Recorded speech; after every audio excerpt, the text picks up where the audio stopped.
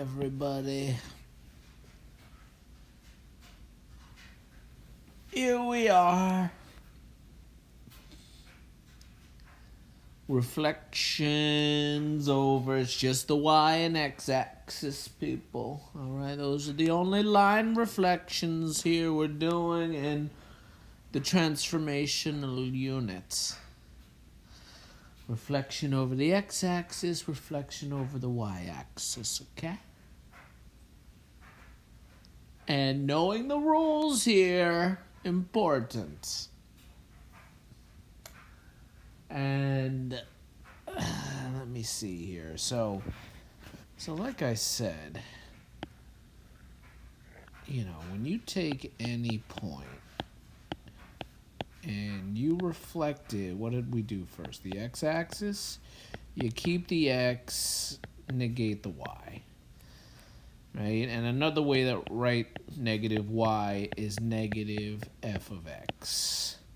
Right? The whole function is getting negated. So if your original function is like Euler, right? E to the x. What would the equation of e to the x look like after a reflection over the x-axis? You are negating the whole function. Right? Y is a function of the x. Right? This is f of x. You're negating that, right? Negative f of x. How would that look? That would be, and I'll just write here, negative e to the x. Right? That's f of x negated. This would be a reflection over the x-axis. If the original is e to the x, and the transformation equation is negative e to the x, there the entire function is getting negated. That's a reflection in the x-axis. Now, what if it was a y-axis?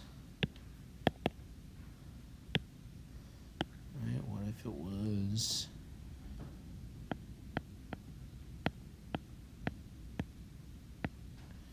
a y-axis reflection, right? The x gets negated. You keep the y, right? Right? Just the x, any term, right, that has x. So if the original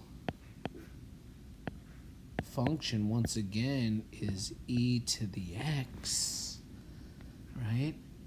You're not negating the entire function. Anywhere there's an x, you're going to go ahead and put, a negative there, people, just for the x.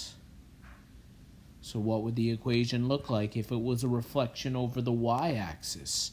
It would be e to the negative x, not the entire function. This would be a reflection in the y-axis. So it depends on where the negative is located, right? To tell the difference between,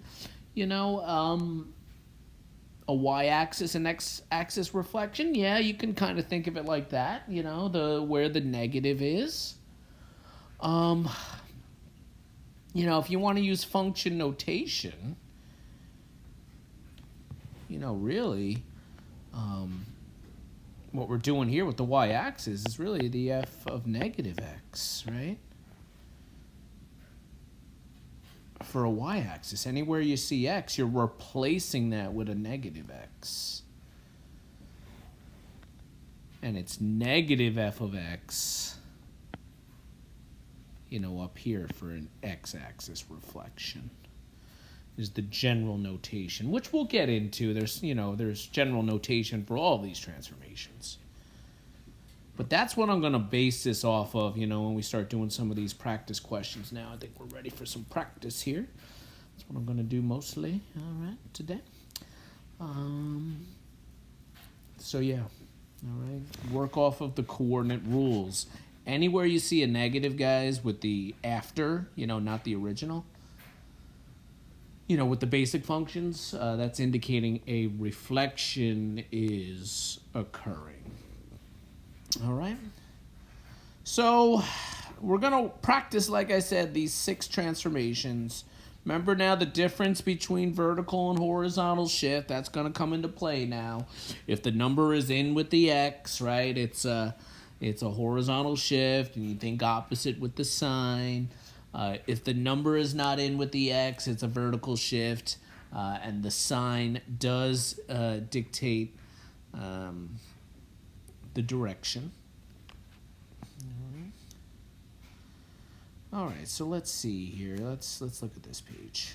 Some good questions here. Describe how to transform the graph of f into the graph of g. All right, I'll start with number 10. All right, so the original f is x cubed. All right, the resulting equation now, g, is x minus 5, that quantity cubed. How are you getting from f to g? Well, you see, right, we're looking at g, we're looking at the original. You start with x cubed, right? Now we have x minus 5, that quantity cubed. Numbers in with the x, people, right? Numbers in with the x. That's telling me horizontal, right? Horizontal shift.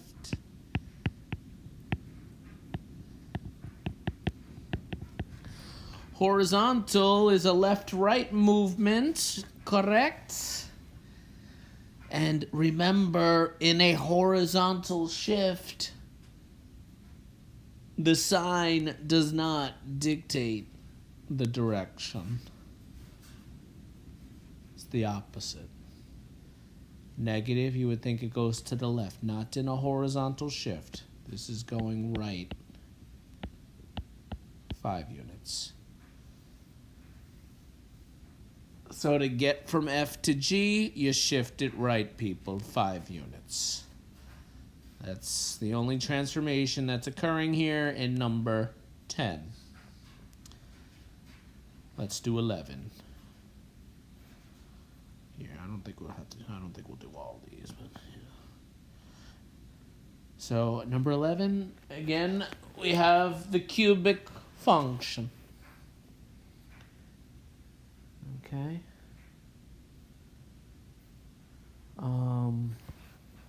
So we're starting with x cubed, and now we have x cubed minus 5.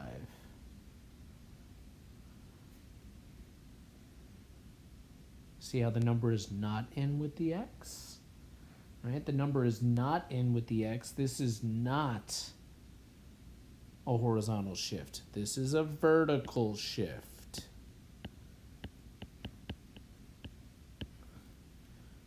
A vertical shift.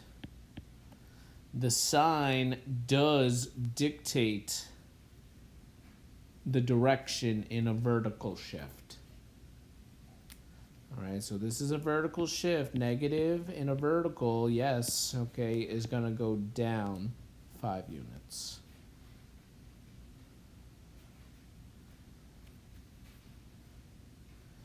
That's number 11.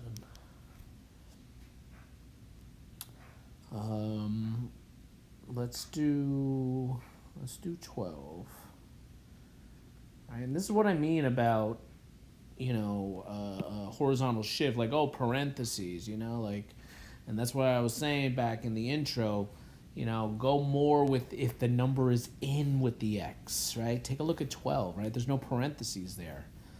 So you might get confused and think that this is not a horizontal shift, but the number is in with the x, right? The number is in with the x here. This is a horizontal shift. The number is in with the x. So it's a horizontal shift, number 12.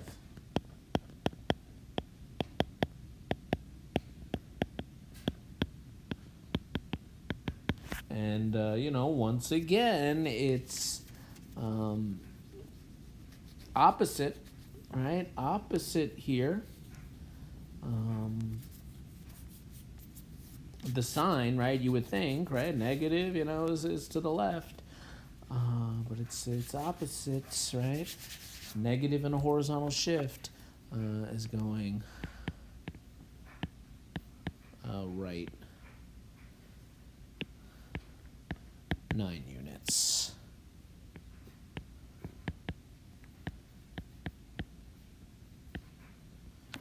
Alrighty.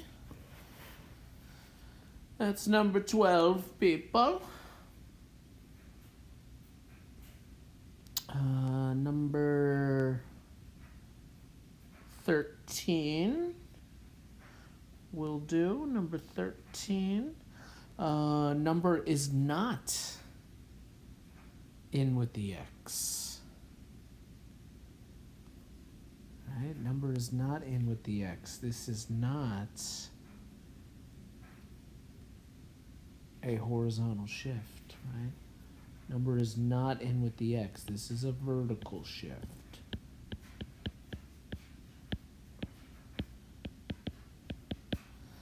Sign dictates the direction. Plus, meaning up here for a vertical shift, up 4 units. All right, is number 13. All right, I'm going to skip 14, 15. Let's do some trickier ones here. Let's jump down to 18. 18's a little tricky.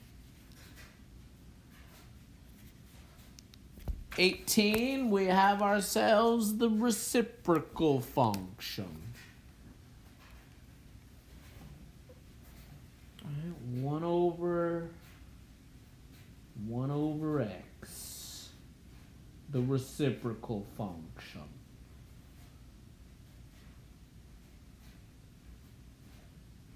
And the after is 1 over x minus 7. All right, so what's going on here? Let's see. Well, is the number in with the x?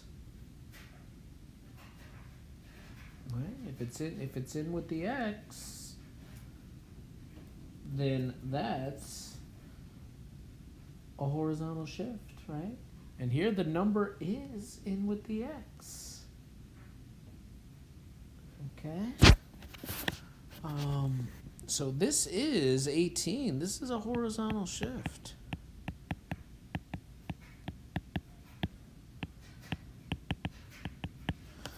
And remember opposites, all right? Thinking here with the direction using the sign here, negative and horizontal. Once again, you would think would go to the left, but it does not. That's going right 7 units. All right.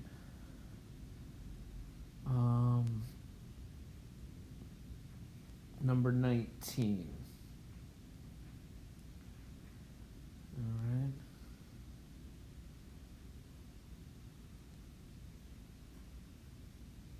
Number 19, the number there is not, right? Is not in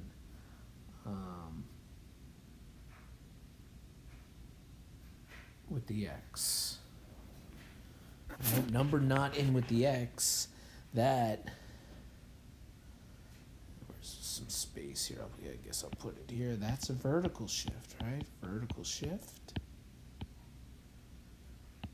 Sign does dictate the direction. That's a vertical shift. Down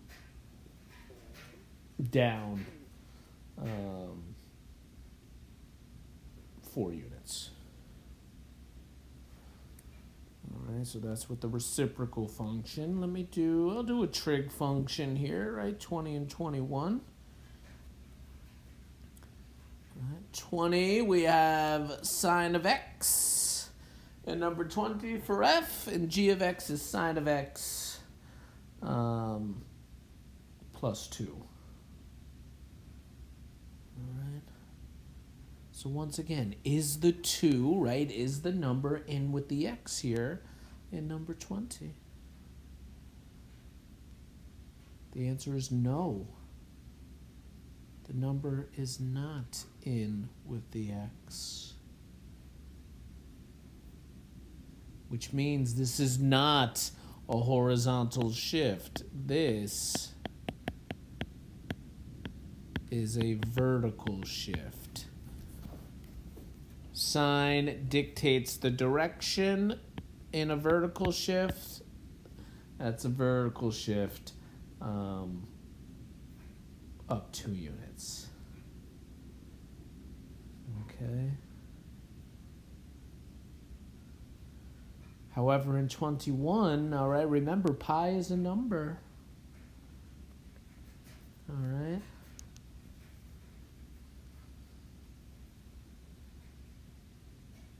So that's x plus, 3.14 approximately.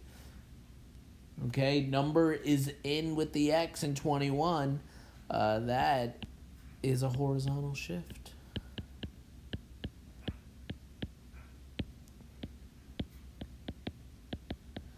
Sine does not dictate the direction.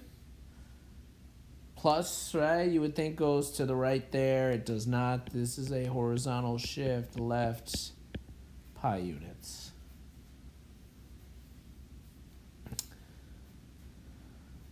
All right, let me do a couple more here, get into the negatives, yes. So let me do 24, 25, and I think I'll wrap it up there. 24, the original function there, f is ln of x. All right. And now, look, there's no constants, right? It's negative ln of x.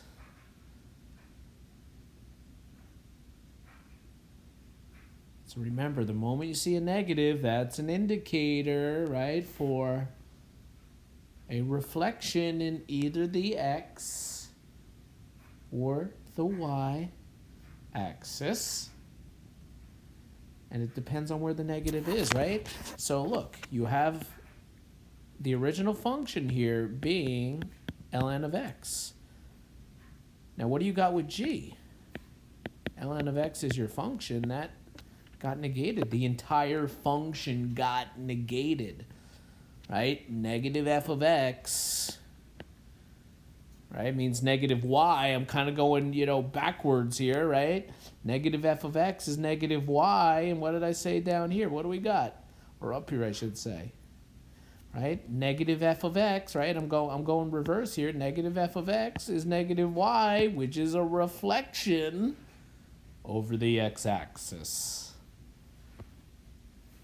And that's what we have here in 24. Reflect over the x-axis. Right? When the y is negated, right? That's an x-axis reflection. And in number 25, the original function here is e to the power of x. And then g is e to the negative x. Once again, what happened here? You started with e to the x, now you got e to the negative x. See how it's just the x is negated? Not the entire function. Right? This is not negative e to the negative x. This is e to the negative x. This is the f of negative x. Right here. All right? The f of negative x is a reflection in the y-axis. That's a y-axis reflection.